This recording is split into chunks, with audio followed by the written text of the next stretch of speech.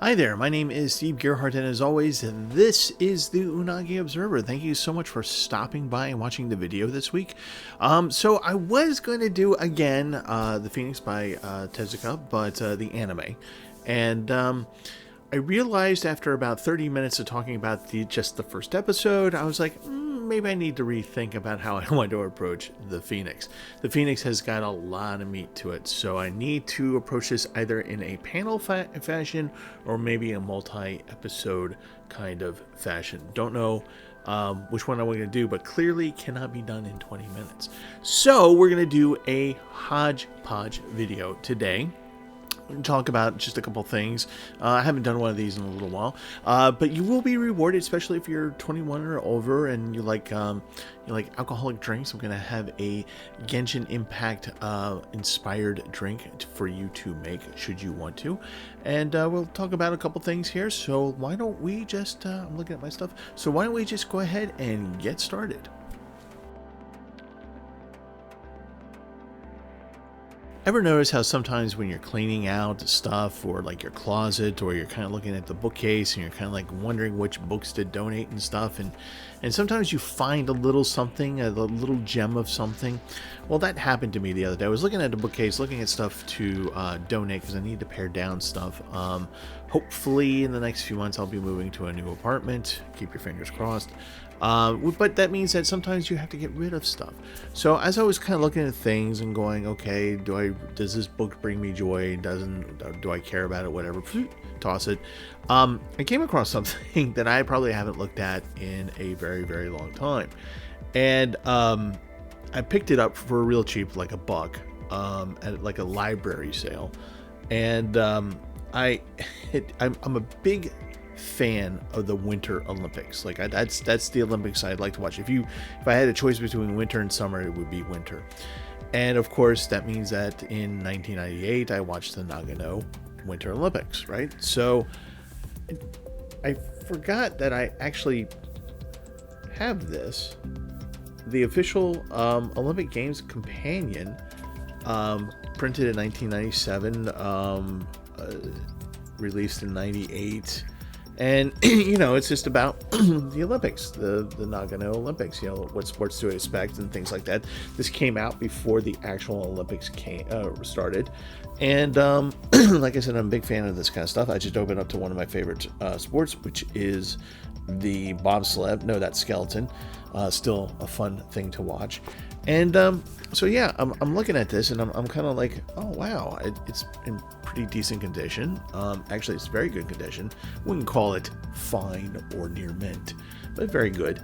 And so I kind of looked it up. Again, I bought it for about $1, and for the condition that it's in, it's actually worth $70 now.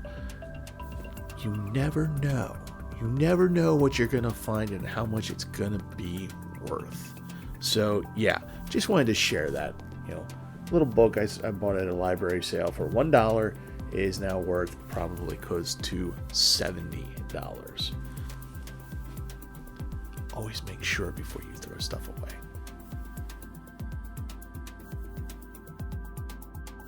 Walking through Tokyo. No, I did not walk through Tokyo. I was not fortunate enough to go on the trip with John and Brent to Japan, which they just most recently got back from just a couple weeks ago. Anyway, but there are videos on YouTube where someone takes a camera and has a gimbal or whatever, and they're able to, take a few hours and walk through various neighborhoods.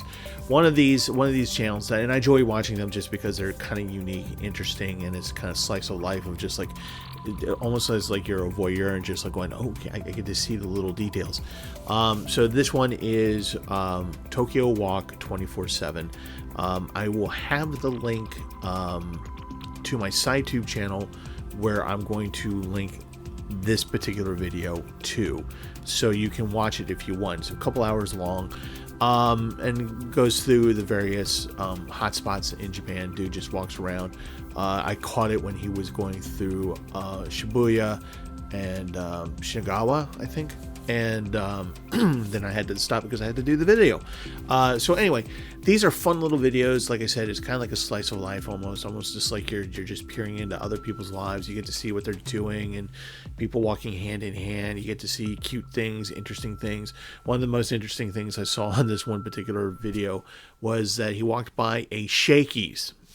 For those of you who are not old enough, Shakey's was a pizza chain that had in the 70s and early 80s that had this nice little shtick where at certain times they would have a camera or a projector, hung from the ceiling, and there would be a screen, and you could have these pizza parties where the staff would constantly be reloading videotapes of cartoons and things. So if you were having a birthday party at Shakey's and you were a kid, then as you're eating and drinking Coke and drinking sugar basically and eating, gorging on pizza until your bellies are extended, you get to watch a whole bunch of basically cartoons for like a couple hours. It was a really neat fun little experience from my childhood in the 70s. So when I saw the guy walking by a Shakey's, I'm like, because I can't, you can almost not find any Shakey's anymore in America. They do exist, but it's not quite the same thing as it was from my childhood. But anyway, so just wanted to throw it out there. And if you want to watch it, jump over to the side tube, check the link down below. And if you want, have fun watching a dude walk around Tokyo.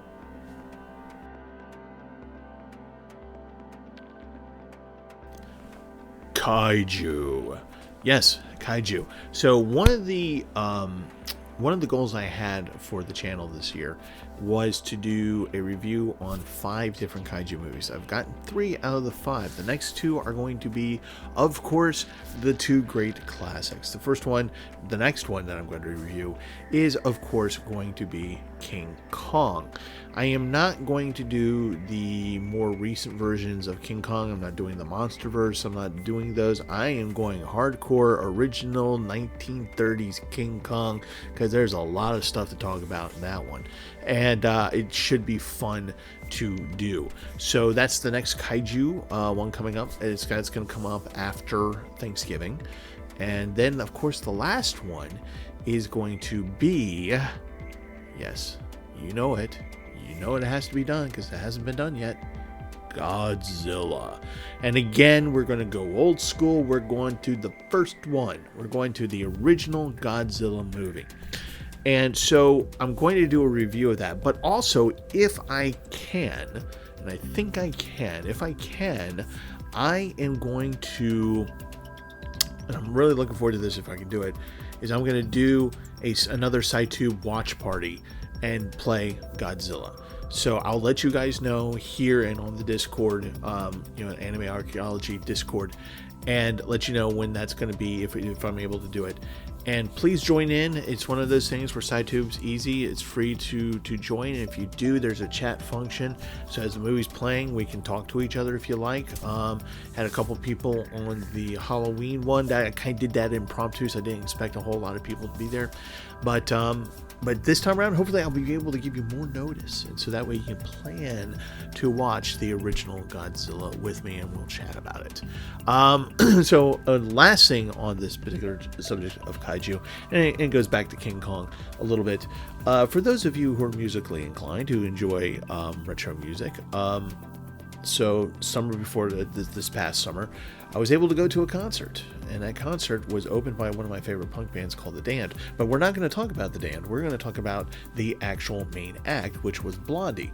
And the reason why I'm bringing up Blondie and King Kong, why do these two, the band that did Call Me, and so many other hits from the 80s, why am I going to talk about Blondie and King Kong? Because I just want to show you something. A long time ago, I think I might have brought this up. But at the concert, one of the things I was able to get at the merch table was, yes, so the Blondie band had commissioned a comic book that you can't buy in the stores. Well, maybe you could find it somewhere in a comic collection store, but this was not publicly available if you were not at the concert. So I got this at the concert, and it's basically the retelling of King Kong with, of course, as you can see, Blondie being the Damsel in Distress. It's very simple, but it's a fun comic, right? So just kind of wanted to show that, kind of show it off, and just be like, ooh, don't you wish you had one? Falling for You Baby, it's a line in one of their songs. So yeah, Blondie and King Kong.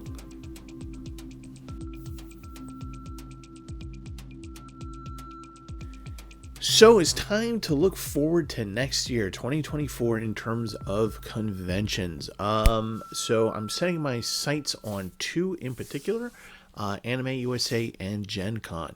Anime USA I've never been to before, but it sounds like a fun time, and it sounds like some of the panels that I've done in the past and panels that I'm actually planning for the future seem to be might be a good fit for Anime USA. They kind of talk about older anime and that kind of thing, and that's kind of my wheelhouse a little bit.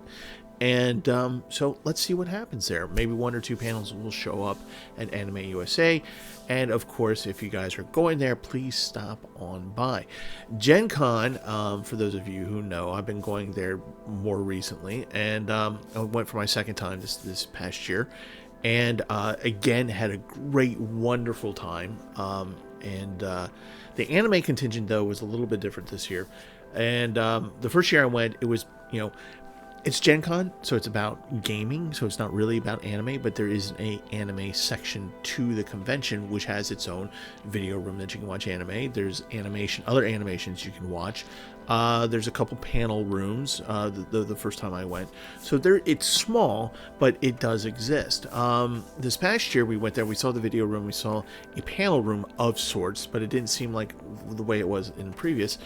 And so Brent Newhall, who's of Anime Archaeology YouTube channel, he and I were talking about it, and his proposition was, let's see if we can get in touch with Gen Con and say, we'll give you a day's worth of content, panel content. And basically the idea is that we would just take over a room in the anime section, which is in the hotel off at the convention center, and literally just trade off panels. So I do one, then the next one he does, then the next one I do, then the next one he does. You get the idea. And we do a full day, so like maybe 8 panels total, 4 each, right, with a break in between. So we're gonna coast that idea out to them, see what they think, and if they like it, then either Friday or Saturday we're gonna do panels. We're gonna right. So that would be awesome. But even if we don't do that, I still have a couple ideas of wanting to do maybe a panel or two at Gen Con. Gen Con, of course, is a gaming, but it has stuff like all different types of gaming: board games, card games, role playing. And so one of the at least one panel that I want to do is called The Guns of Tanegashima. And that is based on, how there's anime based on the Warring States period, and quite more often than not, you will see a matchlock produced in those animes. And it's basically based on the design of the actual real-life Tanegashima matchlock, which is considered to be Japan's first mass-produced firearm, and also brought Japan into modern warfare. So I would like to do that panel. I think it would be successful. I'm toying with the idea of doing a second one if we don't do the Day O panels, and that second one is going to be a toss-up between either the word Yamato, which is a very mythical word in Japan, and of course in anime as well. We automatically think of the battleship Yamato, right? So I wanted to discuss about the history of that word, because it's a very rich history, fun things to learn there. Or talk about shinobi, also known as ninjas, and samurai, and talk about how they exist in anime and what they were like in the real world, and kind of do that comparison there. So who knows? Let's see what happens. But my goal is to do at least one panel in each convention, and go to each convention and do one panel. So keep your fingers crossed. Let's see what happens.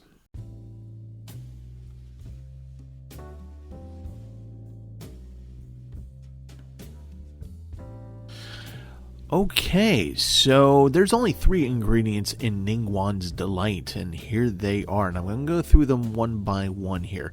Now you'll notice the little silver thing to the right that's called a jigger. For those of you who don't know what that is kind of a measuring cup that they use in bars.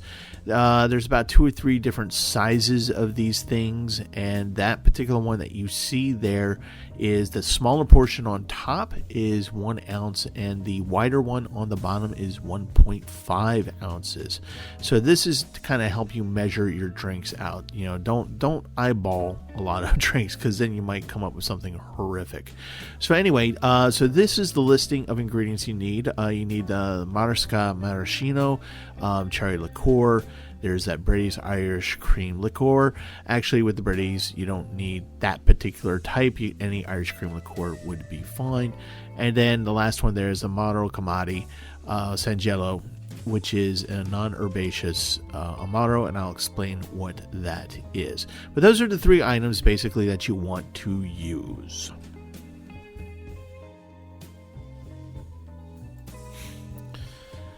Okay, so the first ingredient, it's going to be, you're going to only use 1 ounce of maraschino cherry liqueur. Maraschino is basically a type of cherry, and so produced in a certain way, and they have distilled that cherry into this cherry liqueur. Marasca, I believe, is Polish. It is a kosher liqueur. Not Passover kosher, but everyday kosher. So if you happen to be Jewish, this is something you get to enjoy. And, well, anybody can get to enjoy it, but you know what I mean. This is a very nice mixer for sweet drinks in general, and it can offset some bitterness in some drinks that have bitters in it. Very useful item, actually. So again, we're going to use 1 ounce of Maraschino. So the next liqueur you're going to use here, it's going to be 1.5 ounces. That's going to be the wider side of the jigger. 1.5 ounces of Sangalo. I said Sangelo earlier, but I meant to say Sangalo Amaro Kamadi. And this is what's called a non-herbaceous Amaro.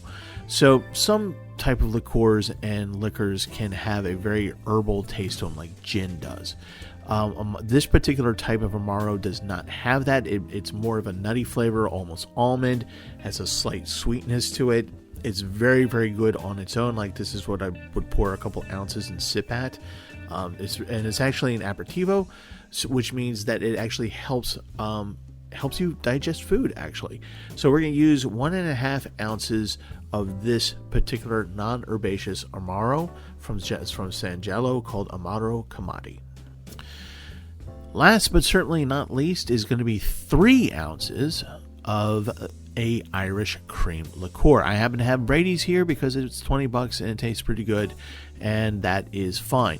So basically what you want to make sure is that whatever Irish cream liqueur you use the basic flavor. Don't get anything that has cinnamon in it or nutmeg or anything like that. Just normal, regular Irish cream liqueur. And the reason for that is because the Amaro and the cherry liqueur that you've already poured into the glass is going to be, those are the flavors that you want. This kind of gives you a texture of viscosity, adds a little bit of a nutty flavor to it, and kind of makes this drink into a sipping drink. And again, you're going to use 3 ounces of Irish cream liqueur. And this is what Ningguang's Delight should look like inside of your tumbler once it's all done. As you can see to the right in the picture there, I have the measurements and how to put it together. So, just take a look at that and see it's really simple. You just have to go out and get the ingredients and then come back and mix it all. When you do mix it, I would suggest that you do it in glass with a wooden spoon or something of that nature. You can use metal, but it does detract from the taste a little bit. So if you can use something wooden, please do. So anyway, this is Ningguang's Delight. This is going to be a thicker drink, so this is definitely something to sip next to the fire in company of friends during the holidays. And if you do want to put a little bit of nutmeg on top of there, just a little sprinkle of it, you can. It does add to the flavor, but you can do it by itself. So here is Ningguang's Delight. I hope you enjoy it. And remember, you have to be 21 or older to drink this. If you are under 21 and you make this drink and you are caught, well, that's on you, not me. So you've been warned. Otherwise, for those of you of age,